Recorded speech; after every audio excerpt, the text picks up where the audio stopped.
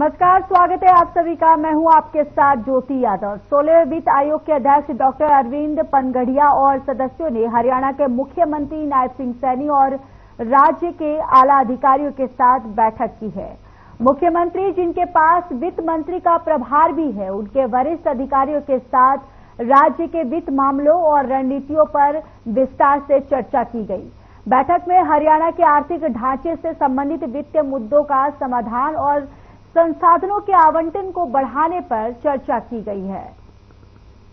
तो चंडीगढ़ से ये खबर, जहां 16वें वित्त आयोग की बैठक हुई और इस वित्त मामले और रणनीतियों पर इस बैठक में चर्चा की गई है। 16वें वित्त आयोग की अहम बैठक हुई और मुख्यमंत्री नायब सिंह सैनी भी इस बैठक में मौजूद रहे।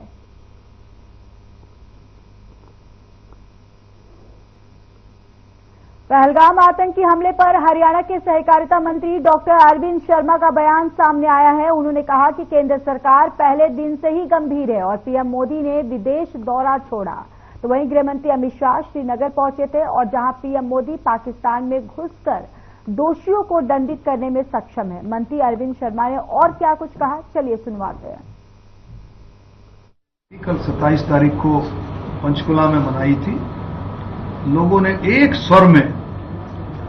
स्वर में निंदा प्रस्ताव जो पास किया, उसका समर्थन किया। लोगों ने एकजुट होकर के समर्थन किया। और मैं और आप ही नहीं, सिर्फ पूरा देश, 140 करोड़ का देश, पूरे देशवासी इस बात की घोर निंदा करते हैं। पूरे देश में इस बात का रोष है। रोष के साथ इस बात का जोश भी है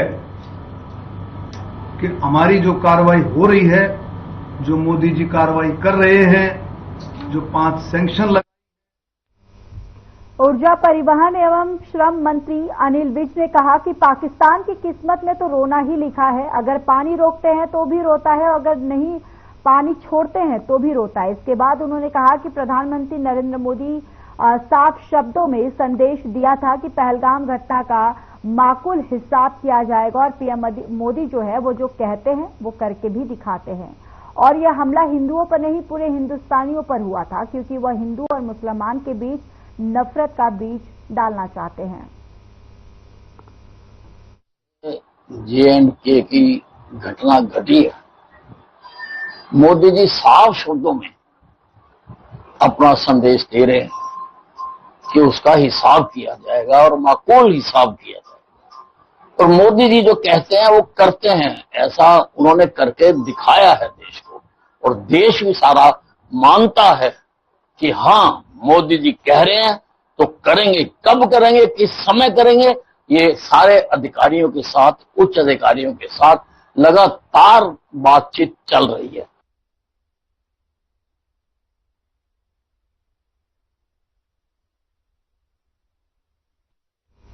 हरियाणा पुलिस के डीएसपी जितेंद्र राणा को सिरसा में पूर्व राज्यपाल के बेटे का अपमान पर माफी मांगनी पड़ी। रविवार को उड़ीसा के पूर्व राज्यपाल गणेशी लाल के बेटे मनीष सिंगला साइक्लोथॉन यात्रा में आए हुए थे, जहां CM Nayab Singh Saini chief guest थे। इस दौरान डीएसपी राणा ने मनीष को सीएम के मंच से बाहर पकड़कर गेट से बाहर निकाल दिया था। विवाद होने पर एसपी डॉक्टर मयंक गुप्ता ने मामले को सुलझाने के लिए डीएसपी जितेंद्र राणा और मनीष सिंगला को पीडब्ल्यूडी रेस्ट हाउस बुलाया और यहां जिंद के डीएसपी जितेंद्र राणा ने मनीष सिंगला के साथ बैठकर वीडियो जारी किया, जिसमें डीएसपी ने कहा कि मैं उन्हें पहचान नहीं पाया, बाकी लोगों के साथ उन्हें भी वीआईपी स्टेज से जाने के लिए कह दिया।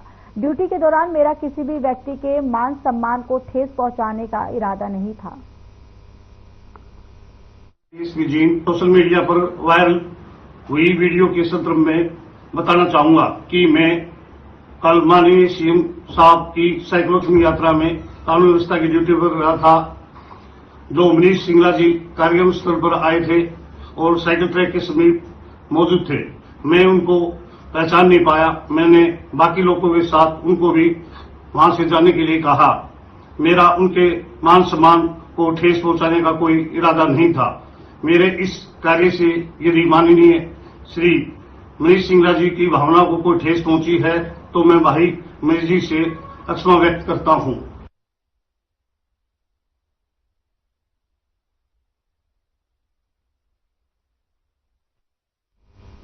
हिसार पुलिस ने 25 अप्रैल को बाल शमन मंद रोड स्थित पेट्रोल पंप पर हुई लूट मामले में 6 आरोपियों को गिरफ्तार किया गया। पुलिस उपाधीक्षक कमलजीत ने प्रेस वार्ता में बताया कि पुलिस अधीक्षक शशांक कुमार सावंत के निर्देशानुसार कार्रवाई करते हुए हिसार पुलिस की स्पेशल स्टाफ और थाना आजाद नगर पुलिस टीम ने इस लूट मामले में सभी 6 आरोपियों को गिरफ्तार किया है।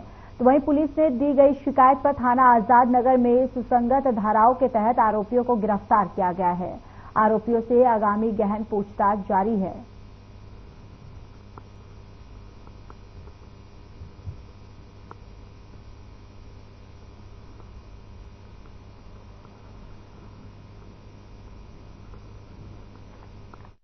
पच्चीस तारीख को बालसमुंद रोड पे खुशी पेट्रोल पंप पे 6 लोगों ने एक लूट की वारदात को अंजाम दिया था।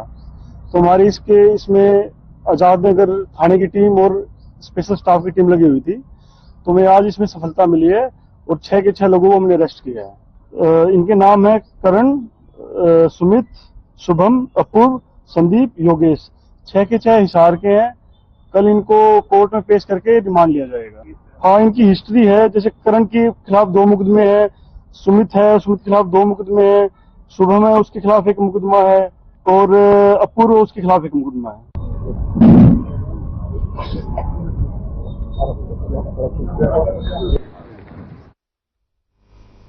नांगल चौधरी क्षेत्र में सामाजिक लोगों और संगठनों ने पुलिस को ज्ञापन देकर मांग की कि क्षेत्र में रहने वाले गैर भारतीय जैसे बांग्लादेशी और पाकिस्तानी लोगों की तलाश की जाए और उन्हें उनके देश भेजा जाए।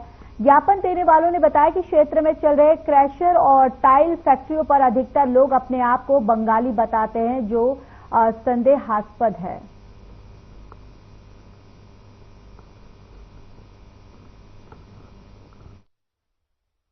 आज हमने और साथी पार्षदों ने और सभी लोगों ने हमने एसएचओ साहब से मिले हैं और उनको ज्ञापन हमने ये दिया है कि यहाँ पे बाजार में भी क्रशर जोन में भी आसपास बहुत सी छोटी छोटी फैक्ट्रियां हैं टाइलों की और जो ईंटों के भट्ठे हैं, उनके ऊपर बांग्लादेशी और पाकिस्तानी लोग अवैध रूप से रह रहे हैं, जिनकी यहाँ पर कोई जानकारी नहीं है।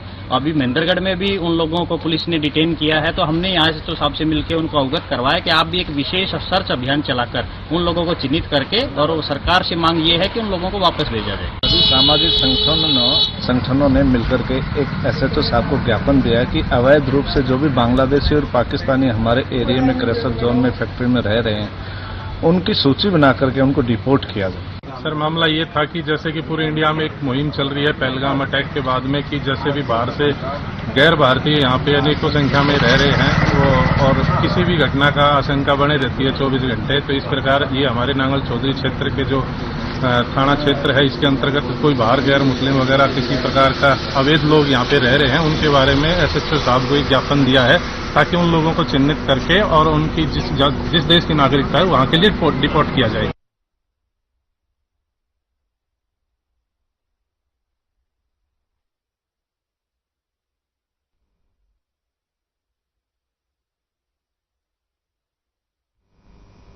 पहलगाम में हाल ही में हुए आतंकी हमले के बाद भारत सरकार ने पाकिस्तान नागरिकता रखने वाले लोगों को वापस भेजने का निर्णय लिया है। इस आदेश ने उन हिंदू परिवारों के बीच भी भय का माहौल पैदा कर दिया है जो 2008 में पाकिस्तान से भारत आए थे और वर्तमान में फरीदाबाद सहित कई शहरों में बसे हुए। हालांकि इनके पास लॉन्ग टर्म वीजा होने के चलते इन्हें तत्काल वापस भेजने का खतरा नहीं है, लेकिन लगातार अस्थिरता के चलते अब इन परिवारों ने भारतीय नागरिकता की मांग को लेकर आवाज बुलंद की है और हिंदू परिवारों का कहना है कि उन्होंने पाकिस्तान में बहु बेटियों की असुरक्षा, धार्मिक प्रताड़ना से तंग आकर भारत में शरण ली है। 2008 में उन्होंने अपना सब कुछ छोड़कर भारत का रुख किया ताकि अपने बच्चों को सुरक्षित भविष्य दे सके और लेकिन भारत में 16 साल बीत जाने के बावजूद भी अभी भी पूरी तरह से स्थायित्व का अनुभव नहीं हो पा रहा है।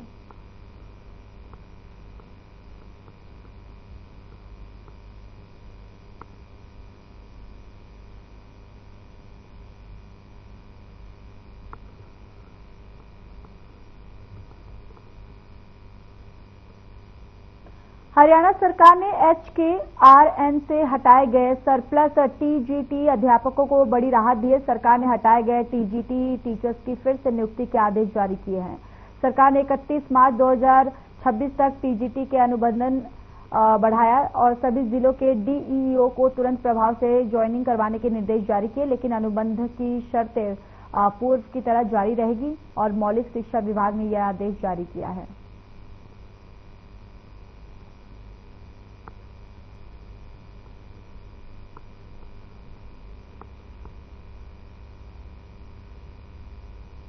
रेवाड़ी में केंद्रीय मंत्री राव इंद्रजीत सिंह के समर्थक और बीजेपी जिला उपाध्यक्ष पूर्व जिला पार्षद अजय पटोदा पर जानलेवा हमला करने की वारदात सामने आई है। मौके पर पहुंची पुलिस ने पटोदा को ट्रॉमा सेंटर पहुंचाया, जहां उनका उपचार चल रहा है और बीच बचाव करने वाला पहुंचा। एक शख्स भी इस दौरान घायल हो गया। आरोप है कि हमला करने वाला खुद को चंडीगढ़ में सीटीएम बताता है और उसने ही बदमाश बुलाकर वारदात को अंजाम दिया।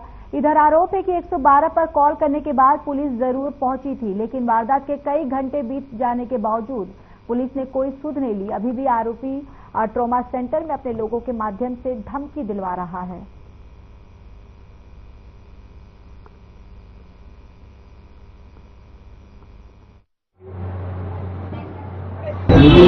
मैं आगे पहुंचाया चाहता हूँ।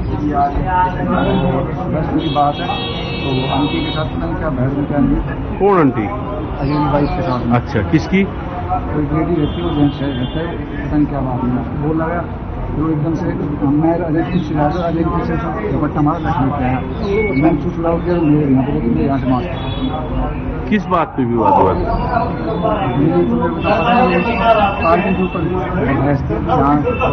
कौन लोग थे जिन्होंने हमला किया? मैं जैसे ही अपने घर से बाहर निकला, मेरी मैडम है वो दूसरे मकान से ना आ रही थी, इतनी देर में कोई राम किशन नाम का सीटीएम बताता अपने आप को, और मैं कहता है मैं गुज्जर हूँ और तेरा इलाज करूँ। मेरी घरवाले के चिपटने को भाजा और घरवाली मकान के भीतर भाजी, पता नहीं क्या मामला है, उसकी समझ में नहीं आया भाई क्या मैटर है।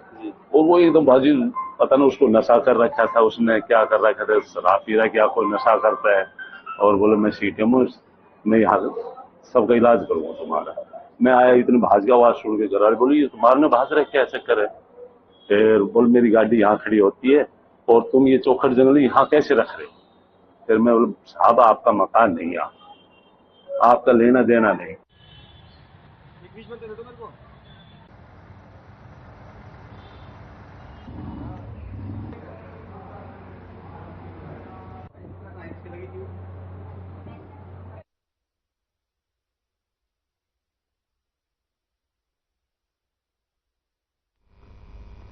फरीदाबाद के सेक्टर 62 के समीप क्राइम ब्रांच 75 की टीम और बदमाशों के बीच मुठभेड़ हो गई। मुठभेड़ में तीनों बदमाशों के पैर में गोली लग गई, जिसे पुलिस ने गिरफ्तार करके उपचार के लिए अस्पताल में भर्ती करवाया। क्राइम ब्रांच की टीम बदमाशों से पूछताछ कर रही है। दलबल के साथ मौके पर पहुंच गए और जिसमें पहले दिनों तीनों बदमाशों ने पुलिस पर फायरिंग शुरू कर दी। इसके बाद जवाबी कार्रवाई में क्राइम ब्रांच और बीपीटीपी की टीम ने तीनों बदमाशों के पैर पर गोली मार दी।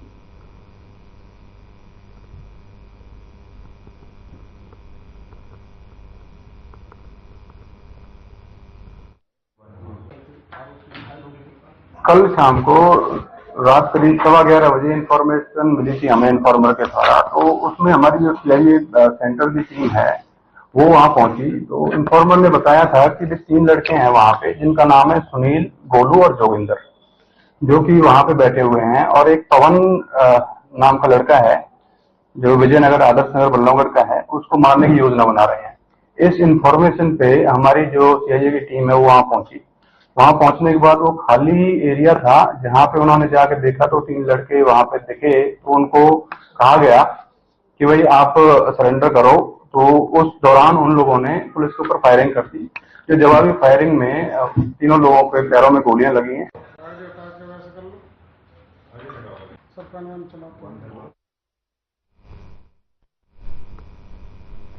चलिए खबरों में आगे बढ़ते हैं। जुलाना की कॉलोनी से 23 वर्षीय विवाहिता की प्रेमी के साथ भागने का मामला सामने आया है। महिला के पति ने पुलिस को दी शिकायत में बताया कि उसकी पत्नी कल लगभग 2 बजे यूपी के रहने वाले प्रेमी के साथ फरार हो गई। वह अपने साथ 50,000 की नकदी और मंगलसूत्र, कानों के झुमके और सोने की अंगूठी साथ लेकर गई है।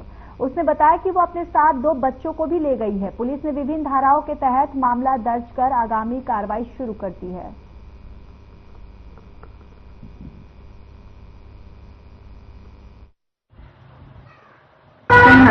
के वार्ड नंबर 5 जुलाना से दरखास्त प्राप्त हुई थी कि भी उसकी पत्नी अपने 2 बच्चों सहित यहाँ जुलाना से चली गई है। जो वो माइका उसका यूपी का था और वो यहाँ कोई यूपी का लड़का ही था, उसके साथ चली गई है।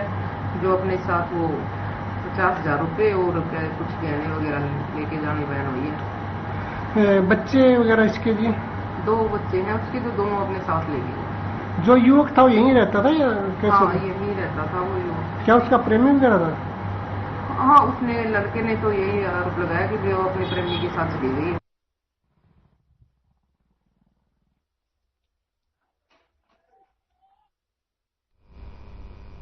रतिया में सोमवार को ड्रग कंट्रोल की टीम और पुलिस टीम ने 2 अलग अलग मेडिकल स्टोर पर छापेमारी की और ये छापेमारी गुप्त सूचना के आधार पर की गई। जांच के दौरान टीम को कुछ आपत्तिजनक दवाइयां मिली जो नशे के प्रयोग में लाई जाती हैं। मौके पर ड्रग कंट्रोलर की टीम ने गोलियां बरामद की और पकड़ी गई दवाइयों को सील किया गया।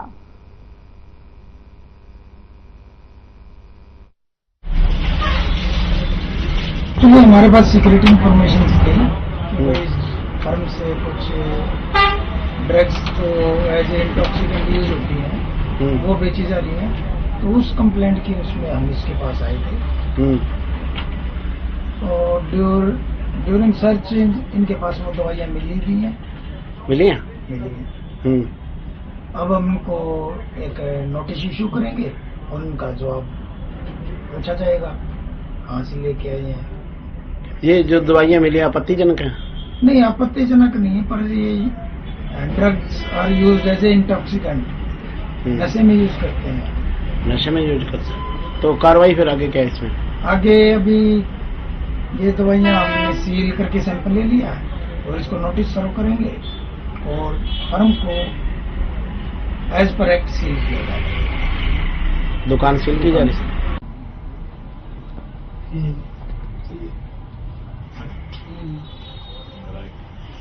है।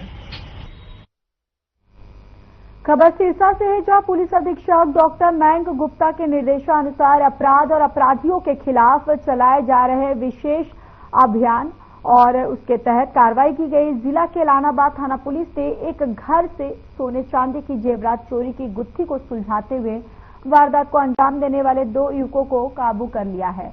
इस संबंध में विस्तृत जानकारी देते हुए एलानाबाद थाना प्रभारी सब इंस्पेक्टर सुरेंद्र सिंह ने बताया कि गिरफ्तार किए गए युवकों की पहचान राजेश कुमार उर्फ छोटू के रूप में हुई है। एलानाबाद थाना प्रभारी ने बताया कि पीड़िता ने पुलिस को दी शिकायत में बताया कि बीती 19 अप्रैल 2025 को कुछ अज्ञात युवकों ने घर में घुसकर चोरी और सोना चांदी के जेवरात की चोरी की और पीड़ित की शिकायत के आधार पर एलानाबाद थाना पुलिस ने चोरी का अभियोग दर्ज कर जांच शुरू कर दी गई है।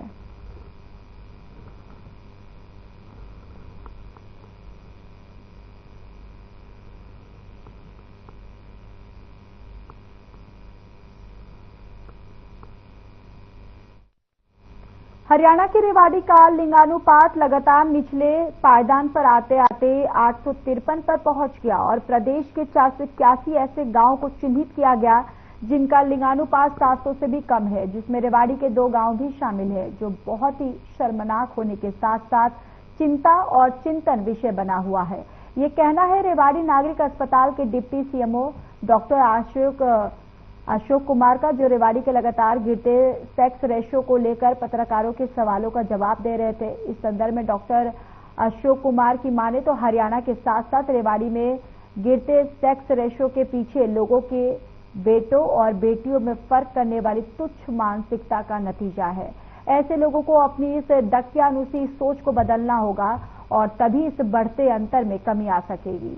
उन्होंने कहा कि रेवाड़ी के गांव जिवड़ा और नूरपर में भी कुछ ऐसा ही हाल है, जिसे लेकर स्वास्थ्य विभाग के डायरेक्टर ने 2 दिन पूर्व इन गांवों का दौरा किया। उन महिलाओं की गोद भराई की रस्म अदा कराई और थाली बजवाकर उन्हें सम्मानित भी किया गया, जिन्होंने हाल ही में बेटियों को जन्म दिया है।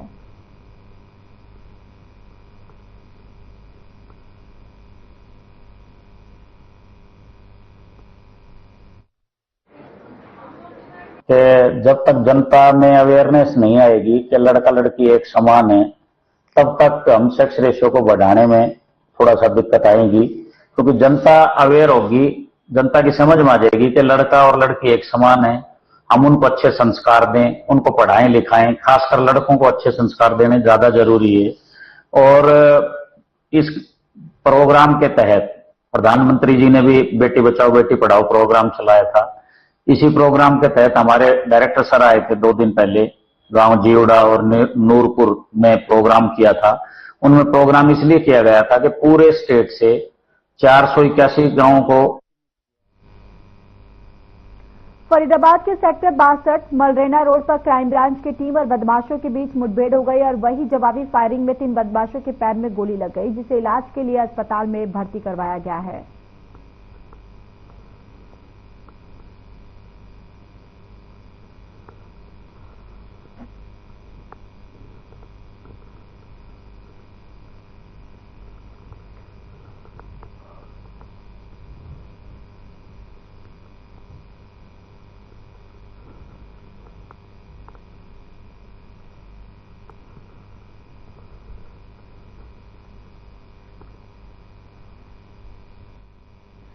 बुलेटिन में मेरे साथ इतना ही, पर अब वक्त हो चला है डॉक्टर राकेश गुप्ता के साथ हमारे खास कार्यक्रम प्लस माइनस का। नमस्कार।